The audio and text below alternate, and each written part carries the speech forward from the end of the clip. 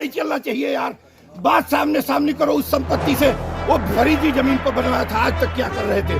Bulldozer करके एक आप और 3 मासूमों और 3 एडल्ट की मौत की घाट उतार दिया गया। वो भी गुंडा कदाचित न मारा गया होता, वो दरवाजे तक चढ़ के ना।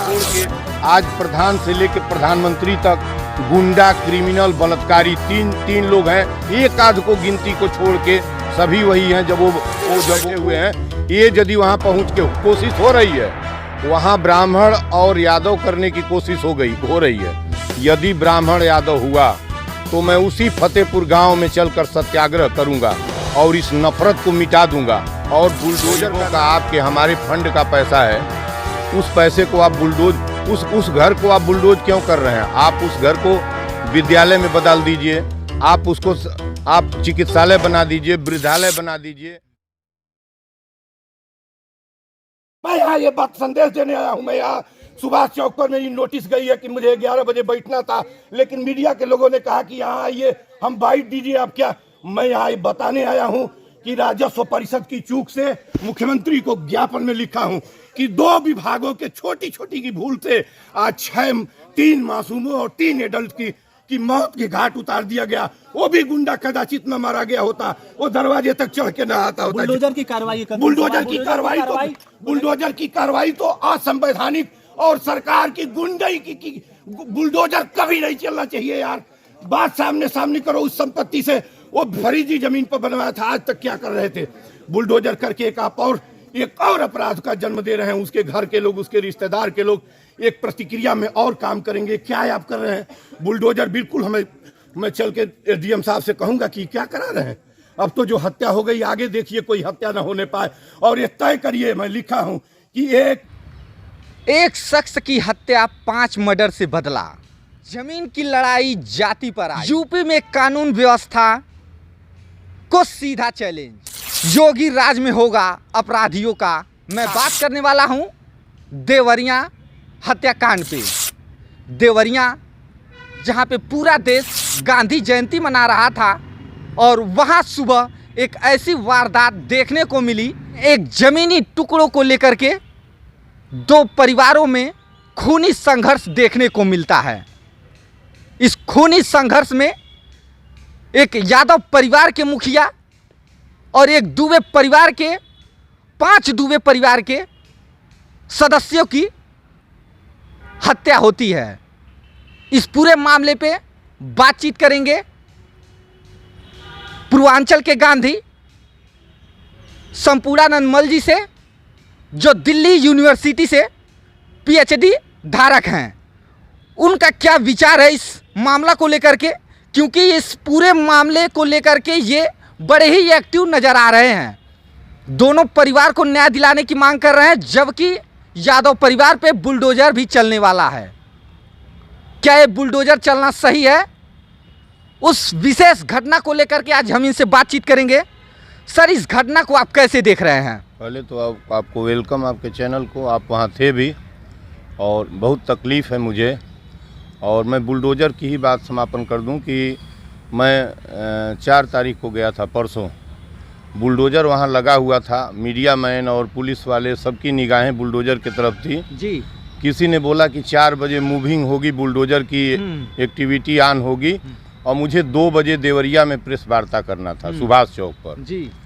और मैं जो प्रेस ज्ञापन लेके गया था देने के लिए, वो वहाँ दिया नहीं। मैं उसमें मैंने ज्ञापन में पहले ही इसका उल्लेख किया था, लेकिन मीडिया वालों ने एक सवाल मुझसे कर दिया वहाँ कि बुलडोजर खड़ा है, बुलडोजर की कार्रवाई होगी, हलचल था बुलडोजर को लेके। मैंने कहा था कि बुलडोजर विनाश और विघटन की क्रिया है और असंवैधानिक है, और यह पता नहीं क्यों जोगी जी इस बुलडोजर को एडाप्ट करके क्या क्या विनाश करके तोड़ फोड़ करके कर दिया उन्होंने। बुलडोजर नहीं चलना चाहिए, मैंने वहाँ कहा था, और बुलडोजर चल गया।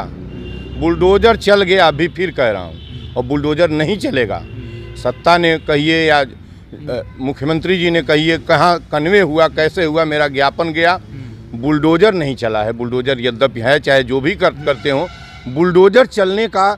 बुलडोजर आप क्यों चलाते हैं? यदि उसका घर अब आबादी पर बना है, अवैध ज़मीन के ऊपर बना है, उसका घर बना है, उस घर में जो पैसा लगा है वो कहाँ का लूट का पैसा है, चोरी का पैसा है, गरीबों का, आपके हमारे फंड का पैसा है, उस पैसे को आप बुलडोज, उस घर को आप बुलडोज क्यों कर रहे हैं? आप उस घर को विद्यालय में बदल दीजिए, आप उसको आप चिकित्सालय बना दीजिए, वृद्धालय बना दीजिए, गरीबालय बना दीजिए, किसी गरीब को डोनेट कर दीजिए। उसको नेस्तनाबूद करने की क्या ज़रूरत है? ये कौन सी, ये कहाँ, ये किस तरह का काम करना, विघटन का काम आप करते चले जा रहे हैं?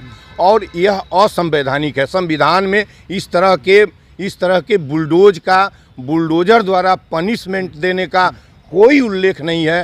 पूरी तरह से अनकॉन्स्टिट्यूशनल है। अब मैं अपने मूल प्रश्न पर आता हूं। लेकिन कुछ लोग कह रहे हैं कि जब तक बुलडोजर नहीं चलेगा तब तक दुबे परिवार को न्याय नहीं मिलेगा। बुलडोजर से दुबे परिवार के न्याय का कोई रिश्ता नहीं है। ये विघटनकारी शक्तियां वो कह रही हैं, जो आज मेरे पीछे से, मैं वहीं, आप लोग कैमरा रखे हुए थे, पीछे कोई ब्राह्मण और यादव का नाम ले रहा था। मैंने ऐलान किया है कि यदि वहाँ सफ़ेद पोश जाके, वहाँ लोग नहीं कहेंगे, यही जो सफ़ेद पोश आज जो हिंदुस्तान की ये दशा कर दिए हैं, ये सफ़ेद वस्त्रों में रहने वाले ये सत्ता के गुंडे जो बैठे हुए हैं, ये यदि वहाँ पहुँच के कोशिश हो रही है, वहाँ ब्राह्मण और यादव करने की कोशिश हो रही है। यदि ब्राह्मण यादव हुआ तो मैं उसी फतेहपुर गांव में चलकर सत्याग्रह करूंगा और इस नफरत को मिटा दूंगा। और बुलडोजर का नाम न लीजिए, बुलडोजर नहीं चलेगा। बुलडोजर चलवाइए, मैं चलता हूं फतेहपुर गांव में। मैं बुलडोजर का पतन चाहता हूं। बुलडोजर क्यों चलेगा भाई? और बुलडोजर से कौन सा न्याय मिलेगा? वो प्रॉपर्टी जो जिसकी भी प्रॉपर्टी से बना है वो जमींदोज हो जाएगी, नेस्तनाबूद हो जाएगी। और उससे दुबे परिवार के न्याय का क्या रिश्ता है, जरा हमको बता दीजिए। दुबे परिवार अब जिंदा तो नहीं होना है ना, पहली बात, अब जिंदा नहीं होगा। वो रामचंद्र यादव भी जिंदा नहीं होगा, ये सत्यप्रकाश भी जिंदा, इनका भी परिवार जिंदा नहीं होगा। हम अपनी मूल प्रश्न पर आते हैं। चूंकि हमारे पास सामने आप कैमरा किए हैं, मैं ये पूछना चाहता हूं किसी से भी कि आप ये बताएं कि प्रेमचंद्र यादव को बदमाश किसने बनाया? पहला सवाल। मैं फिर चलने वाला हूं, कल अभी बता के चलूंगा वहां प्रशासन को। ऐसे अच्छा, आप भी ये मानते हैं कि वो दबंग थे? वो दबंग थे, बिल्कुल थे। उनकी जो है पत्नी 2015 में, जैसा कि पेपर में निकला था, मैं ज़्यादा वहाँ इंक्वायर नहीं किया, पुलिस का काम है इंक्वायर करना। मुझे मानवता पर बात करनी थी, मैंने मानवता पर बात किया। वह प्रधानी उनकी पत्नी लड़ी थी, उसके बाद उसमें भी किसी से मारामारी किए थे। और वो दबंग थे और संपन्न थे, जो भी थे, और जिला पंचायत सदस्य थे, तो मान के चलिए कि दबंग थे। इसलिए कि एक आध को छोड़ के आज प्रधान से लेकर प्रधानमंत्री तक गुंडा, क्रिमिनल, बलात्कारी तीन लोग हैं। एक आध को गिनती को छोड़ के सभी वही हैं। जब वो जिला पंचायत सदस्य था, वही नहीं, कोई भी किसी भी जाति से जोड़िएगा मत इसको, वो सभी बलात्कारी हैं, गुंडे हैं, बदमाश हैं, लफंगे हैं, चापलूस हैं, चमचे हैं, चाटुकार हैं, चोर हैं, जितनी भी कहा जाए, जिनको बहुत आपत्ति जिस माननीय को हो रही हो, जिस सफ़ेद पोश को हमारी शब्दों पर चुभ रहा हो, शब्दों से अपने बराबर का शीशा बनवा ले, उसमें पहले अपने चेहरा दे। सर, इसमें राजनीतिज्ञ अब घुस चुके हैं और ब्राह्मण और यादव को लेकर के काफी चर्चा सोशल मीडिया पे देखने को मिल रहा है। आपको अकेले मैं कह रहा हूं, जहां तक पहुंचाना है इस वीडियो को पहुंचा दीजिए। आप केवल करा दीजिए इसको। उस फतेहपुर में आप चलिए, केवल जातीय रंग दे दीजिए, उनको करने दीजिए। मैं आप कल जाति रंग दिलवाइए, कल मैं फतेहपुर में बैठूंगा। मैं आपको विश्वास दिलाता हूं कि किसी की औकात नहीं है जो वहाँ इस तरह का नफरत बो दे। मैं बुआ दीजिए नफरत, कोशिश हो रही है, लेकिन नफरत नहीं बोने दूंगा, ये करूंगा मैं। मेरा सवाल सबसे बड़ा यह है कि प्रेमचंद को बदमाश किसने बनाया?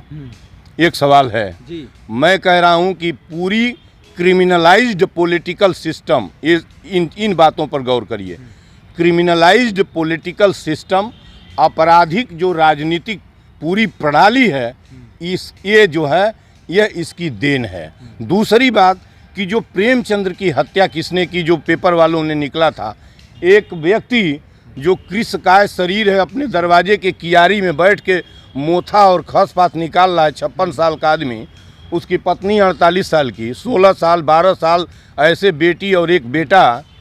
यह एक भीम का शरीर जो बलवान है, उसको क्या मार के हत्या कर देंगे, ये तलाशेंगे। एक बकरी का चरवाहा भी करेगा कि हत्या की कोशिश, हत्या की साजिश हत्या के पीछे कोई दूसरा कारण और कोई दूसरी शक्तियां जिम्मेदार हैं। तीसरे प्रश्न पर माता ये पुलिस का काम है जी। ये वो तो एक साजिश है कि उनके दरवाजे पर साइकिल मोटरसाइकिल खड़ी है, उधर हत्या खेत में हुआ है, और उसके बाद जो प्रतिक्रिया हुई है वो जरूर ही जघन्य हुई है। और उस प्रतिक्रिया में कौन लोग उसमें साथ थे, दर्जनों लोग आए थे और मार के गिराए हुए हैं, वो चिन्हित करना उनका काम है। अब दूसरी बार आता हूँ कि यह घटना न हुई होती यदि राजस्व विभाग उत्तर प्रदेश का और रुद्रपुर का राजस्व विभाग इतने दिनों से वो निवेदन कर रहे थे, यदि लेखपाल, कानूनगो, तहसीलदार जरीब गिरा के बांट दिए होते या डिस्प्यूट को डिस्पोज ऑफ कर दिए होते, तो 7 लोगों की 6 लोग एक परिवार और प्रेमचंद की स्वतः हत्या न होती, 6-7 लोग न मारे जाते। दूसरी बात कि यदि एक सिपाही भी पुलिस विभाग दे दिया होता, बार बार वो कह रहे थे कि इनसे खतरा है हमको, यदि एक सिपाही भी पुलिस दे दिया होता या एक डंडा मैन दे दिया होता, होमगार्ड भी वहाँ खड़ा होता, तो एक घटना न होती। तो मैंने माननीय मुख्यमंत्री जी से ज्ञापन में परसों जो गया है कलेक्टर साहब की वजह से, उसमें कलेक्टर साहब की तरफ से उसमें लिखा था कि जो लोग दोषी हैं रेवेन्यू के और पुलिस के, इनको टर्मिनेट किया जाए। मैं कल देख रहा हूँ कि 50 लोगों को सस्पेंड करना, नोटिस देना, सस्पेंड करना, ये क्या मतलब है भाई? इससे वो तो उनके लिए पुरस्कार है, फिर वो जुटेंगे। आज आप पद से हटेंगे, कल दूसरा कोई लफंगा आएगा, सीट पर बैठेगा, जो भी बैठेगा। ये तो जो जीतने जा रहे हैं ना, एक आध को छोड़ के वो हैं कि नहीं है, वो अपना पहले शीशा बनवा लें। हमसे पूछेंगे, हम अदालत में चलेंगे तो इनकी किसी की बखिया बरेड़ के रख देंगे। इनकी इतिहास का विद्यार्थी हूँ। एक इनके कदम कदम पर इन सफ़ेद पोशों के गुंडागर्दी और क्रिमिनलाइज इनका तरीका, इनका सारा काम वही है। दूसरा कोई आएगा उनको पुरस्कार देके पुनः उनको टर्मिनेट करिए। जितने सीधे जिम्मेदार हैं, जिन लोगों ने जिस पुलिस के व्यक्ति ने पुलिस उपलब्ध नहीं कराई, जिसने जरीबें गिरा के समय से समस्या का हल नहीं किया, कम से कम उनको टर्मिनेट करिए। उनकी सारे जो पीएफ आदि हैं उनको जब्त करिए। इस तरीके से हत्या हो गई। और तीसरी बात कि इस तरह की हत्याएं रोज होती रहेंगी, आप ऐसे टर्मिनेट सस्पेंड करके नहीं कर सकते। मैंने बोला है कि राजस्व से अधिकार रहित एक ऐसा फास्ट ट्रैक, जो लैंड डिस्प्यूट फास्ट ट्रैक एक डिपार्टमेंट बनाइए यूपी में, जिसके पास पुलिस पावर हो, पुलिस को न लेना पड़े। अब तक क्या होता है कि लेखपाल, तहसीलदार, कानूनगो पहले थाने को बोल के पुलिस लेता है, तब मौके पर जाता है। कभी कभी नहीं पुलिस मिलती है तो वहाँ विवाद का कोई, पहले एक विभाग, मुख्यमंत्री जी से मैंने मांग किया है कि आप ये इस चीज़ को फौरन कॉन्स्टिट्यूट करिए। जो ब्रिटिश व्यवस्था चलती चली आ रही है तहसीलदार लेखपाल की, जैसे वही प्रणाली चलती चली आ रही है। और ज़मीनों का इस तरीके से सारी हत्याएं, 90% हत्याएं मुख्यमंत्री जी को भी मालूम है कि ज़मीन से लगी हुई हो रही हैं। राजनीतिक रंजिश से ज़्यादा हत्याएं ज़मीन से निकली हुई, वो ज़मीन से लेकर पूरे प्रदेश में, पूरे देश की समस्या है। तो मैं बात अभी केवल रुद्रपुर के संदर्भ में माननीय मुख्यमंत्री जी से कह रहा हूँ कि आप ज़मीन के लिए लैंड डिस्प्यूट्स, जितने लैंड डिस्प्यूट, एक डिपार्टमेंट बनाइए जिसके पास क्या हो, मजिस्टेरियल और पुलिस पावर हो और दंड विधान जिसके पास हो। न्यायालय में तो केस जाएगी, लेकिन उसको दंड विधान हो। और सबसे बड़ी बात उस विभाग के लोगों की हो, वो मोबाइल संचालित विभाग हो, डिस्ट्रिक्ट पर हो, प्रत्येक ब्लॉक में उसकी एक यूनिट हो। बहुत ज़्यादा खर्चे का प्रश्न नहीं है, जितना ये लुटाई और जितना यहाँ घूसखोरी करके ये हत्याएं करवा रहे हैं रुक जाएगा। उस विभाग को करिए। 30 दिन में किसी भी लैंड डिस्प्यूट को उस विभाग की पहली शर्त रखिए कि जो जाएगा उसको 30 दिन में, एक लैंड डिस्प्यूट को 30 दिन में हल करके उसके पास पुलिस का पावर दीजिए, पुलिस की भी पावर रहे उसके साथ। जैसे रोड चेक वाला जो परिवहन विभाग है, देखिए उसमें आरटीओ जाता है, उसकी एक निजी सिपाही जाता है, यद्यपि लेकिन उसको गोली तक मारने का आदेश है, वो रिवाल्वर लेके जाता है। तो मैं नहीं कहता हूं कि हत्या करने की ज़रूरत पड़ेगी, लेकिन उसको उस दल को, उस लैंड डिस्प्यूट्स जो विभाग का दल, उसको रेवेन्यू पावर नहीं होना चाहिए जैसे अंग्रेजों ने इनको दे रखा है। कोई रेवेन्यू पावर नहीं। उनको मोबाइल से सूचना मिली कि यहाँ, या उनके पोर्टल पर आया, जो पोर्टल पर, इनके पोर्टल पर जो डिस्प्यूट आ रहा है उसी को ट्रांसफ़र कर दें कि इसको जाइए। और 30 डेज लिमिट कर दीजिए कि आपको डिस्पोज को समाप्त करना है। कैसे समाप्त करेंगे? अपराध खत्म हो जाएगा। नहीं तो आप आज देवरिया को ट्रांसफ़र पोस्टिंग और सस्पेंड करिए, हटाइए, कल फिर दूसरी जगह हो ही रहा है, लगातार हो रहा है। अभी आपने ही कुछ हमको सूचना दिया है कि वहाँ भी किसी 20 बीघे या कितने की बुढ़िया है उसकी ज़मीन का भी लोगों ने दखल किया है। तो एक गांव का प्रश्न नहीं है, कोई ऐसा गांव नहीं है जहां दर्जनों ऐसे मर्डर, हत्या और ज़मीनें दखल न किए हों। सभी दबंग लोग दखल किए हों। और दूसरी जो ये पॉलिटिकल पार्टीज है, सभी हत्या दबंगई में उस गांव का प्रधान, एक आध प्रधान ऐसा है जो जिसके ऊपर सफ़ेद चादर उड़ाई जा सकती है कि ये अच्छा है। बाकी सभी बेईमान हैं। ज़मीनों का पहले गांव में बलबा कराते हैं, मारपीट कराते हैं, दबंग को ज़मीन देते हैं, पैसा लेते हैं, गरीब शोषित होता है। ये घोषित है, ये कोई मैं नहीं कह रहा हूँ। ये किसी गांव में कोई अंधा व्यक्ति जाए, किसी बकरी चराने वाले से जाके पूछिए कि हाँ, तो बताएगा कि इतनी इतनी ज़मीनें फला प्रधान ने बांट दिया है। और यहीं से आपका ये जो पॉलिटिकल सिस्टम है, ये गुंडई है, ये पूरी क्राइम है, ये हत्या है, ज़मीनों के पीछे सब हो रहा है। आप माइक बजाते रहिए, हमारा इंटरव्यू लेते रहिए। आप लोग माननीय मुख्यमंत्री जी तक के संदेश पहुंचाइए कि वो फौरन एक रेवेन्यू से राइट, अब इनको मैं नहीं कह रहा हूं कि विभाग तोड़ दें, लेकिन एक विभाग कॉन्स्टिट्यूट करें, बिल्कुल कॉन्स्टिट्यूट करें। ये देश को एक मॉडल बनेगा। लैंड डिस्प्यूट्स जो विभाग होगा, जो यूपी का land dispose of department UP का बनाएं और प्रत्येक ज़िले पर है इसकी यूनिट। जैसे 112 आपका काम करता है पुलिस का, अखिलेश ने बनाया, और वह अखिलेश मुख्यमंत्री थे जब उन्होंने बनाया। आज भी वह अपराध तो उसने कम नहीं किया, लेकिन बहुत सारे फ़ोन पर उनकी पुलिस अवश्य पहुंचती है। वो क्या करते हैं, कुछ नहीं ज़्यादा कर पाते, लेकिन पुलिस पहुंचती है उसको गाड़ी को लेके। मोबाइल वैन जो चल रही है उसमें भी चिकित्सीय सुविधा के लिए फ़ोन करिए, पहुंच जाती है। तमाम बेईमानी है, मैं बेईमानी की बात नहीं करता, लेकिन अब एक land dispose of department UP का फौरन मुख्यमंत्री जी बनाएं। उनको रेवेन्यू राइट न दें, लेकिन उनको मजिस्टेरियल पावर और पुलिस पावर दें, और वो 1 महीने में डिस्पोज करें। ये मेरा विचार है। तो आपने देखा कि ये पूर्वांचल के गांधी जी थे जो इस पूरी घटना को लेकर के बड़े ही सख्ती के साथ अपने विचार को रखे हैं। और आपने देखा कि किस तरह से वहाँ पे ये वारदात देखने को हमें मिला कि एक मात्र 10 बीघे ज़मीन के टुकड़े की वजह से 6 लोगों की हत्याएं हो जाती हैं।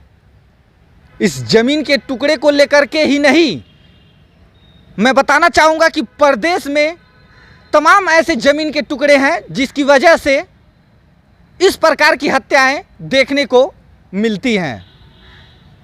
बाकी आपका क्या विचार है देवरिया के इस घटना के बारे में, देवरिया के इस खूनी संघर्ष के बारे में? आप हमें कमेंट करके ज़रूर बताइएगा। ये वीडियो यहीं नहीं रुकना चाहिए, क्योंकि ये वीडियो अगर यहाँ रुक गया तो कहीं ना कहीं अन्याय होगा उन परिवारों के साथ। तो इस वीडियो को अधिक से अधिक शेयर कीजिए। चैनल पे नए हैं तो चैनल को सब्सक्राइब जरूर कर लीजिएगा। फिर मिलेंगे नेक्स्ट वीडियो में। देश दुनिया की छोटी बड़ी खबरों को पाने के लिए हमारे चैनल के साथ जुड़े रहिए। फिर मिलेंगे नेक्स्ट वीडियो में। कैमरे के पीछे से हमारा सहयोग कर रहे थे अभय चौरसिया जी और मैं कुमार बबलू। फिर मिलते हैं नेक्स्ट वीडियो में, तब तक के लिए जय हिंद।